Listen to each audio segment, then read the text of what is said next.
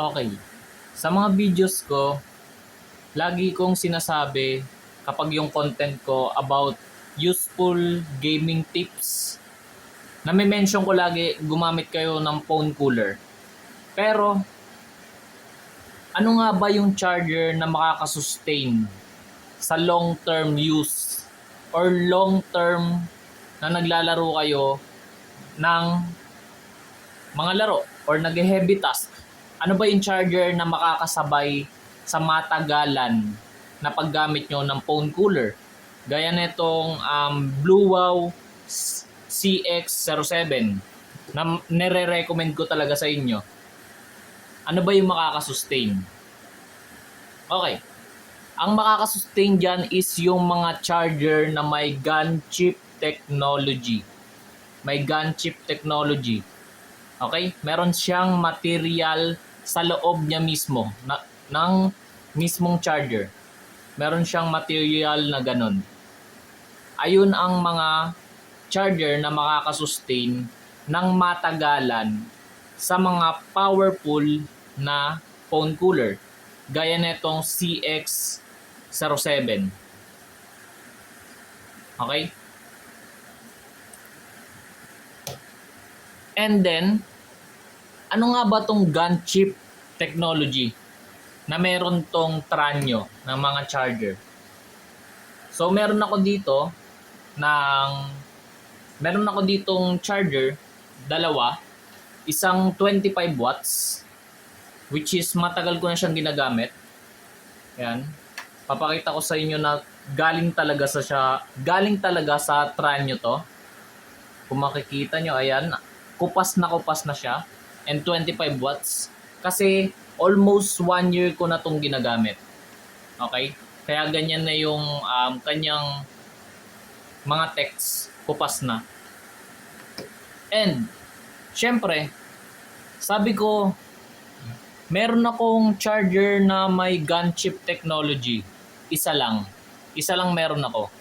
Kaso, ang nangyayari, habang naglalaro ako, hindi ako nakakapag-charge ng cellphone. Okay? Kasi isa lang yung charger ko na may gun chip technology. And, alam naman natin yung Samsung, which is yung ginagamit ko ngayon, eto na pang record, sa box niya, wala siyang kasamang charger. Eto lang. So, nito lang, 1 month ago, bumili ako ng 45 watts na charger. 45 watts. Okay, so sabihin nyo, bakit ka bumili ng 45 watts na gun chip charger ng Tranyo? Bakit ka bumili? Yung cellphone mo is ano lang siya. 25 watts. Ba't ka bumili? Ang reason niyan is naging practical ako. Sabi ko, yung ibang kasama ko dito sa bahay, yung kanilang cellphone is 33 watts. And may laptop ako. Meron akong laptop na supported ang 45 watts. So sabi ko, worth it na bumili ako ng 45 watts. Hindi ko lang siya magagamit sa cooler, magagamit din siya ng mga kasama ko na may 33 watts. And magagamit ko siya sa laptop ko na may 45 watts. Pero, honest review tayo. Huwag kayong bibili kung hindi nyo kailangan. Okay? Hindi kayo gumagamit ng phone cooler, wala kayong laptop na may Type-C, tapos 45 watts supported, and wala kayong cellphone na supported ang 45 watts or 33 watts. Kasi useless. Sayang ang pera. Kung ang cellphone nyo, lahat ng cellphone nyo 18 watts lang, huwag kayong bibili ng mas higher. Okay? Huwag kayong bibili ng mas higher. Kung walang 18 watts na may gun chip technology, bumili kayo ng at least 25 watts. Kasi magpa-fast charge pa rin siya as long as na kapantay or mas mataas. And ano nga ba tong gun chip technology? Ayun yung pumoprotekta sa mga devices nyo. Okay? Kasi possible na mag-short circuit kapag nag-overheat yung charger na walang gun chip technology. Ayun kasi yung kanyang parang stopper or for longevity use, ayun yung kanyang material na kailangan, yung gun chip technology. Okay. So, kaya mo lang siguro nire-recommend sa amin yan, baka sabihin sa comment section. Kaya mo nire-recommend sa amin yan kasi bayad ka. Or sinend nila sa'yo yan, nag-request ka ng sample. Hindi po. Okay? Hindi po. So, check natin, papakita ko sa inyo yung screenshot ng kung kailan ko siya binili. Ito. Ayan. Kitang-kita nyo, binili ko siya sa Tranyo mismo. And dumating siya sa akin June 1. Tapos 3:42 PM. 3:42 PM. Okay? Order, deliver. Okay. Magkano siya? 351. Nagbayad ako ng 351 para sa 45 watts. Okay? 45 watts yun. Ito, mga nasa 200, I think. 200 plus. Itong 25 watts ngayon. Pero dati nabili ko siya ng mas mura kasi hindi pa tumataas yung mga presyo ng bilihin nun. Okay, ano ko dito? Anong ibig kong sabihin? So, binili ko siya. Personal use ko siya. May karapatan akong mag-honest review and hindi ako mapipigilan kung anong take ko dito sa charger na ginagamit ko. Kung anong thoughts ko dito. Kung ano yung experience ko dahil binili ko siya. Hindi ako mapipigilan na baka inano lang kasi sa yun eh. Sinend lang kasi sa yan eh. Or binayaran ka kasi dyan. Kaya mo siya nire-review. Hindi po.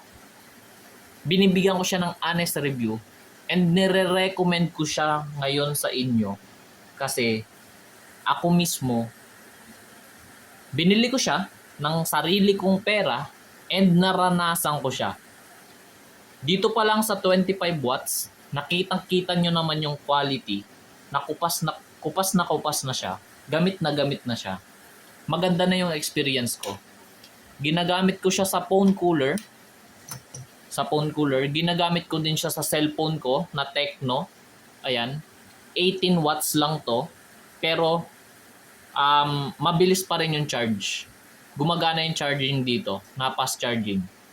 And dito sa cellphone ko mismo na Samsung na A06 25 watts, nagpa-fast charge siya. Okay? Kung makikita nyo sa mga iba kong video, pinakita ko na yon na nagpa-fast charge siya. Nagsusuper fast charge siya, which is supported siya. So, ba't ko siya sinasabi sa inyo? Isipin nyo, yung 25 watts na may gun chip technology, ginagamit ko siya sa phone cooler. Ano ba yung mangyayari kung ginagamit ko yung charger na walang gun chip technology tapos nag-overheat yung charger na yon? Possible masira yung mga devices ko. Okay? Hindi lang yung charger yung masisira, possible yung mga devices ko masira.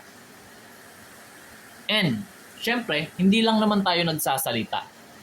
Dahil etong CX-07, 2 years na sa akin to. Okay, 2 years na sa akin. And ang problema ko dito, napakalakas niya napakalakas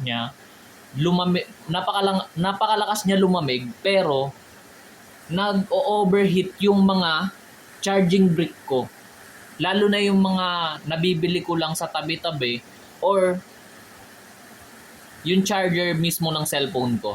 Kasi lately ko lang na-discover na kailangan pala pag gumagamit ka ng phone cooler, meron kang charger na may gun chip technology. So, sasabihin nyo, puro ka salita, wala ka namang pinapakitang ebidensya na nasunugan ka talaga. Okay, papakita ko sa inyo.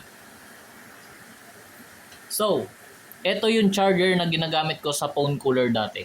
Kung nakikita nyo, USB pa siya. Etong ginagamit natin, yung 25 watts Type-C na. Yan. And etong 45 watts Type-C na din. Parehong tranyo. Ito USB. Saan ko to nabili? Mr. DIY. Kasi yun yung pinakamalapit sa akin. And nasa probinsya ako. And malayo yung shipping. So tinamad ako. Kasi maghihintay pa ako ng more than week para lang mag-check out sa mga online shop. So hindi na ako nag-research. Sabi ko, bibili ako ng charger para sa phone cooler ko. Yung may dalawa na. Para nakakapag-charge ako ng cellphone ko at the same time gumagamit ako ng phone cooler. Anong nangyari? Kahit yung phone cooler lang yung ginagamit ko, nasunog. Ayan, kung makikita nyo. Ayan o. May mark siya na nasunog siya. And ayan. Ayan. Kita nyo? Kasi wala siyang gun chip technology. Ayun ang hindi ko alam. So para maiwasan nyo na masunugan and masayang yung pera, naririnig nyo yan, yung quality niya, ibang-iba talaga. Dito. Ano mo? Parang kulang sa materials. 'Di ba? And mind you, nabili ko to sa Mr. DIY. Okay. Sikat na yung Mr. DIY pero nagbebenta sila ng ganito. Na hindi siya quality. For charging lang talaga siya. And ito, na Tranyo, na hindi ganun kasikat, nabili ko siya ng quality siya. Kahit yung 25 watts pa lang, quality na. Hindi nasusunog. Sa sobrang tagal ko na siyang ginagamit dito sa phone cooler na to, hindi siya nasunog. Okay? And kung gagamitin ko man siya ng matagal, tapos i-check ko yung kanyang temperature, pag hinawakan ko, hindi siya nag-overheat. Okay, mainit siya, warm siya, pero okay lang yun. Ganun kasi gumagana yung electricity. Sa init talaga siya gumagana. Pero yung overheating, ibang usapan yun. Yung sobrang init, kagaya nito, tapos naaamoy ko pa na nasusunog siya. Ayan. Ibang usapan yun. Pero yung warm, okay. Okay yun, acceptable yun. Kasi ganun talaga gumagana yung electricity. About naman tayo sa fast charging. Kaninang ka pa nagsasalita na pwede siyang gamitin sa kahit anong devices. Okay? Sa 18 watts, 25 watts, saka 33 watts, magagamit siya. Siyempre, magpo-provide din ako ng ebidensya. Walang cut yung video. Okay? And hindi siya screen record or hindi siya screenshot. Ano talaga siya? Part ng ating video ngayon. Papakita ko sa inyo. 45 watts. Okay? 45 watts. 45 watts siya. Tapos etong cellphone na to is Realme C51. Okay? Ang specs ng kanyang charger is 33 watts. Yung supported niya. Okay? Wala tayong cut kasi honest review tayo. Pinakita ko na sa inyo, hindi tayo bayad, hindi tayo sinenda ng pre-sample. In-order ko talaga siya. Ayan o, nandito pa nga yung box eh. Yan. Ayan pa yung box niya. Etong dalawa lang yung laman niya. Walang freebies, walang kahit ano. Ito lang talaga. Yan. Sinaksak ko sa extension, kung makikita nyo. Pakita natin sa video para honest review kasi tayo. Hindi tayo gaya ng ibang nagre-review na sinend sa kanila yung item tapos same day i-review nila and hindi man lang nila i-experience muna ng mga ilang linggo or ilang buwan bago nila i-recommend sa inyo. Hindi tayo ganun. Honest review tayo. Yan, nakasaksak na, pinapakita ko sa inyo na, yan. Baka sabihin nyo, ibang charger, 45 watts, Tranyo. Yan, Tranyo. And, ito yung cellphone na Realme C21 33 watts. Okay? Tignan natin kung magsu-supercharge or superbook. Kasi alam ko superbook to eh. Yan, lumitaw na. Ayan, lumabas siya. 'Di ba? Realme to Realme. Lumabas siya. Okay. Tapos na tayo ngayon. Na-prove ko na gumagana yung kanyang fast charging. Basta mas mataas or exact. Ngayon, bakit ko to sinasabi sa inyo? Bakit ko nire-recommend sa inyo yung charger na Tranyo? Meron naman mga sikat na charger na may gun chip technology. Gaya ng Anker, ng Ugreen, yan, mga sikat yan. Kasi, ako mismo naghahanap ako, bago ko binili to, naghahanap ako ng 45 watts na charger. Kasi nga may laptop ako. Naghahanap ako. Wala akong makita na mura. Wala akong makita na mura. Sa Ugreen, sa Anker, wala akong makita. Kasi sikat na sila. Ang binabayaran nyo, yung charger and yung brand name. Okay? Kasi sikat na sila. And,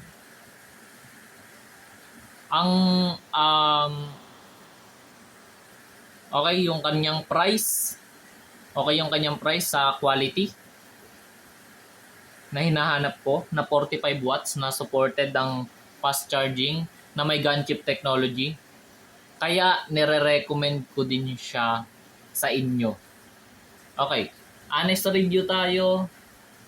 Longevity wise, yung 25 watts mare-recommend ko na sa inyo. Kasi 1 year and a half ko na siyang ginagamit. 1 year and a half. Pagdating sa 45 watts, same brand sila. Okay, same brand. Pero magkaiba pa rin sila na product. Mare-recommend ko ba sa inyo longevity wise? I think hindi pa. Kasi hindi naman sila same product. So hindi ko pa siya na-experience ng kagaya nito.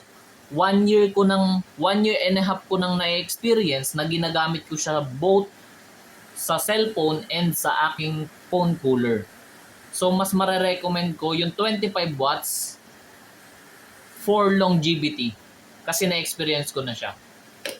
Pagdating sa longevity ng 45 watts na to, hindi ko pa siya mare-recommend dahil ako mismo hindi ko pa siya na-experience ng matagal. Okay? So, baka after 1 year, magkaroon pa tayo ng content about dito. Kung ano nang nangyari sa kanya. Pero ngayon, for example, kailangan nyo na ng 45 watts. Okay? Kailangan nyo ng 45 watts. And mura. At the same time, quality and mayroon siyang gun chip technology. Mare-recommend ko na sa inyo na bumili kayo. Okay? Kasi at least 1 month nagamit ko na siya ng tuloy-tuloy. Both phone cooler, laptop, and sa aking cellphone. Nagamit ko na siya. At least 1 month, di ba? And wala akong nakitang nag-overheat. Hindi ko naramdaman nag-overheat siya kahit kinakapa ko na. Hindi ko naramdaman. Warm lang, okay lang. Warm lang siya. Okay lang yon. Ganun talaga gumagana ang mga phone cooler. Pero, longevity, kayo ang bahala. Kung gusto nyo ng mahal, pero secure na kayo, okay, kung afford nyo. Pero, kung yung price na mura yung hinahanap nyo, etong tran nyo yung marerecommend ko sa inyo. Okay? Hindi ko to nare-recommend dahil bayad ako or may free sample, sinend lang sa akin. Hindi. Kasi pinakita ko naman sa inyo, binili ko siya, in-order ko siya, and nakikita nyo, walang freebies, walang kahit ano sa box niya. And eto pa yung box niya, nasa akin pa. And hindi naman ako ganun kasikat para bigyan nila ako ng free sample, di ba? So, ayun lang. I think ayun muna ngayon. Pero, ano ko lang sa inyo, bonus reminder. Hindi nyo to kailangan. Hindi nyo to kailangan kung hindi kayo gumagamit ng phone cooler at the same time yung mga devices nyo hindi naman supported ang 45 watts. Kung ang devices nyo is nagre-range lang ng 15 to 25 watts, bilhin nyo na to. Ito lang yung bilhin nyo para mas mapamura kayo and parang masave nyo yung pera nyo. Hindi kayo gumastos na malaki dito. Kasi pareho lang naman silang may gun chip technology. Okay? Yun lang naman. Reminder ko lang sa inyo. Kung di nyo kailangan, huwag nyong bilhin tong 45 watts. Okay? Huwag nyong bilhin yung 45 watts. And kung kailangan, bilhin nyo. And paano naman mag-check out? Paano naman mag-check out ng legit? Para hindi kayo ma-scam. Okay? Para hindi kayo ma-scam. So, punta kayo sa ano ko, account ko, of course. Tapos dito sa aking showcase. And nandito siya.